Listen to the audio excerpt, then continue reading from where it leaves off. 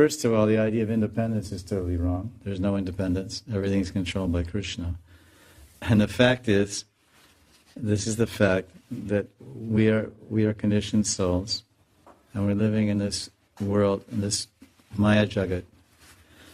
You have to understand some basic facts, Hare Krishna. This material world is eternal, nitya.